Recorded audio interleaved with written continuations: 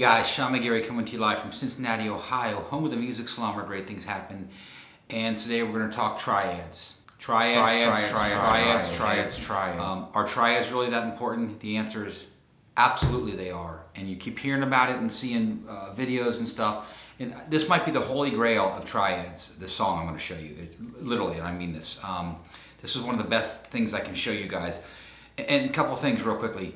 I can't believe all the feedback. You know, a couple weeks ago I had like 22 subscribers. I'm over 2,000 now. My one videos went to 60,000 views. So I can't thank you guys enough. I'm getting messages and feedback and comments, and I really appreciate it. You know, you guys said you like my teaching style. I've been doing it for a long time, and I feel like I know a lot of tricks and stuff. So I'm going to give you everything I got. I'm going to show it to you, and we're in this journey together of learning the guitar and mastering it, because we never master it, but we strive to become better. So let's dive into it. And the song I'm going to use today as an example is, and by the way, this is a direct follow-up to a bunch of people that have asked me, how do I practice triads? You know, and there's not one definitive answer, but I'm going to show you a great way to do it. And this is my suggestion to get started. I'm going to use another cover song, Hey Joe by Jimi Hendrix. And you're going to see why this is such a great song, involving the circle of fifths and some weird things that happen chord-wise. So again, this is not a Hey Joe's guitar lesson. You can find a million of those on YouTube. But I'm going to show you the chords. Okay, so if I just played open chords, it'd be C to G to D, A major, all major chords, and maybe you can throw the dominant 7 chord. Okay, so let's look at them as bar chords. C, G, D, A, and E or E7.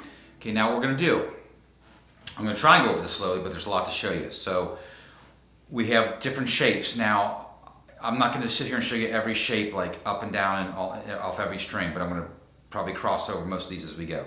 So here's shape 1. What I want to do is I want to practice triads in 3 string sets, because I can do 3 inversions per triad, per major. And these are all majors today. We'll address minor later.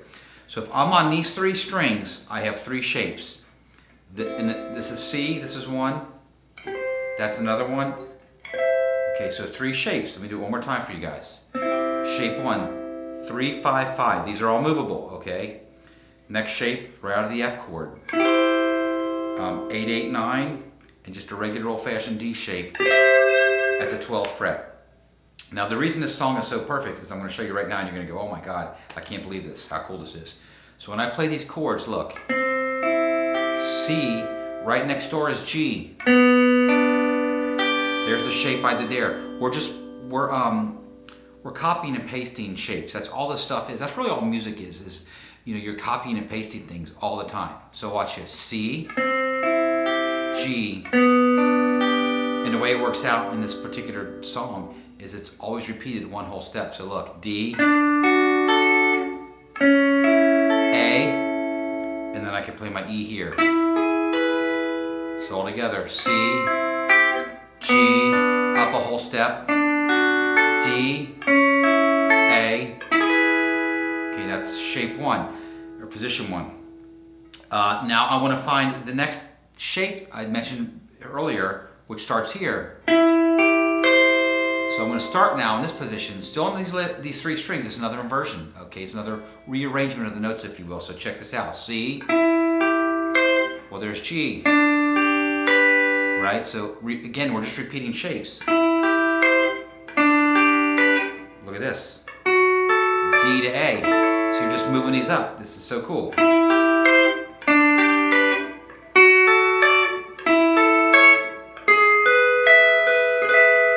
Okay. Now look where I landed. I landed right on top of my next inversion of C. So there's my D shape C. I mentioned that earlier when I went. Well, here it is. So now I go C, G, repeated shape, up a whole step, D, A.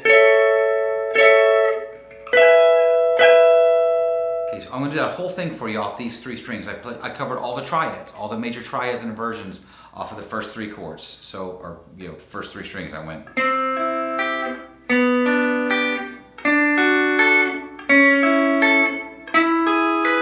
And look where I landed. Right right there for my next one.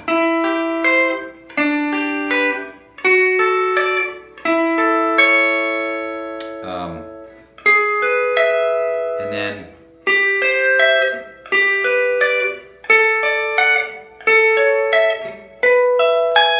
right, and it's all just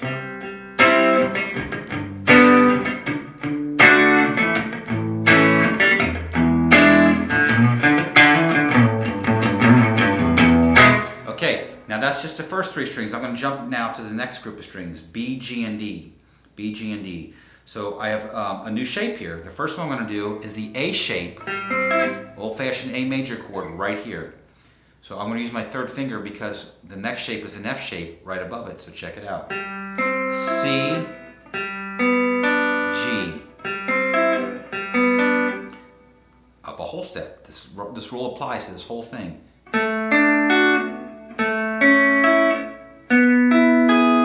Right?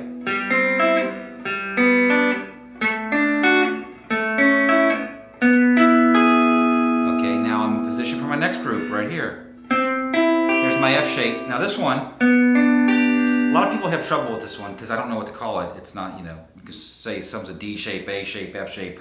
I don't know what you call a shape, but I'm going to call it out. So if I'm at the F, here's what I'm going to show you a really cool trick to memorize this too. Look, take the F shape, just move it back 1 fret, and leave your ring finger on, and think of these fingers running away from each other. So one's going one way, one's going the other.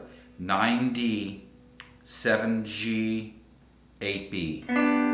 That's your, that's your inversion of that chord. So C, G, D, A,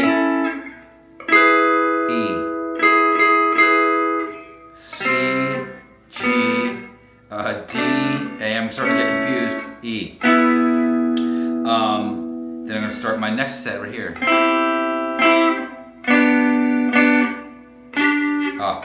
Sorry.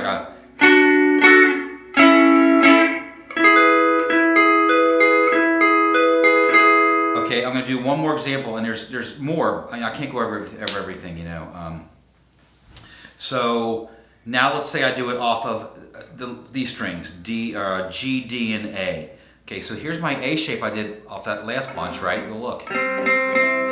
There's your inversion. You put the major 3rd right here, so now I've got this nice. And we really want the sound, if we're playing the song anyway, it's got that very Hendrixy. Right? That's for another lesson. So here we're going to go major 3rd and up top. And so if you don't know what this means, that's okay. Just memorize these shapes. Look. 7, 5, 5. It's the A shape. You're just putting your ring finger up top. You're always adding that major 3rd. Well, look.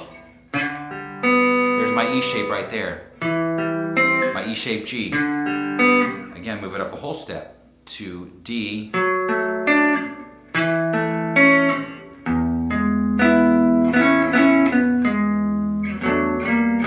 One more time. C. G, right out, E shape right out of that, and just move it up.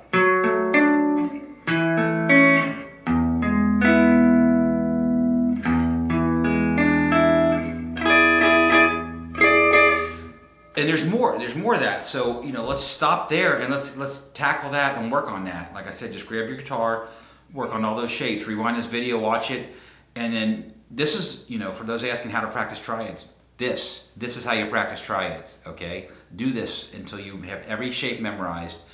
Get these down. Minor is another example. We just changed one note to make it minor. So I hope this helps some of you guys out. Again, this stuff helps me out. We preach it and we live it and we practice it. So you can't practice this stuff enough. Hey, I want to thank everybody again from the bottom of my heart for watching these videos.